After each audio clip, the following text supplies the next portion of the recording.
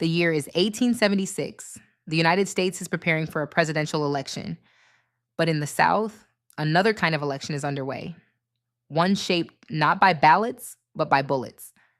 If episode 3 showed how the red shirts rose, this episode shows how their tactics won and how those tactics helped overthrow Reconstruction itself. In South Carolina, Black voters still hold power. They still elect Republican leaders. They still believe in the promise of Reconstruction. But the forces determined to end that promise are no longer hiding. The red shirts are everywhere. They ride in daylight. They surround polling places. They escort Democratic candidates like a private army. Their goal is simple: to make voting Republican dangerous, to make Black political power impossible, to make Reconstruction collapse. As the election approaches, violence spreads. Republican rallies are disrupted. Black voters are threatened. Ballot boxes are stuffed. And the streets of South Carolina become a battlefield.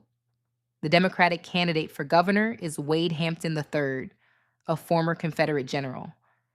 He is backed by the red shirts. He is backed by white supremacist militias. He is backed by a movement determined to reclaim the South. The Republican governor, Daniel Chamberlain, fights to hold the line. He calls for federal troops. He pleads for protection. But Washington is tired. The North is weary, and the federal government is ready to make a deal. The election results are contested. Both Hampton and Chamberlain claim victory. 2 governments form, 2 governors take office, and South Carolina becomes a symbol of the chaos Reconstruction has become. Meanwhile, the presidential election in Washington is also in crisis. Rutherford B. Hayes and Samuel Tilden are locked in a dispute. To resolve it, political leaders strike a compromise. Hayes will become president if federal troops are withdrawn from the South. It is called the Compromise of 1877, and it ends Reconstruction.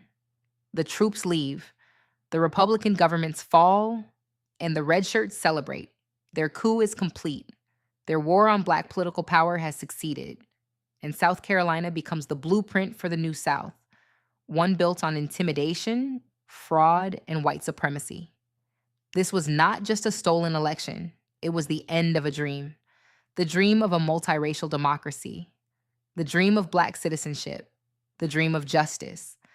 This was the 1876 coup. This was how Reconstruction was overthrown.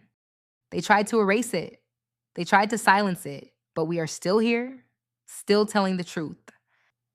If this episode challenged what you thought you knew, don't keep it to yourself. Push it forward. Start the conversation they tried to silence. This is Black Justice Untold. Please like, comment, share, and subscribe.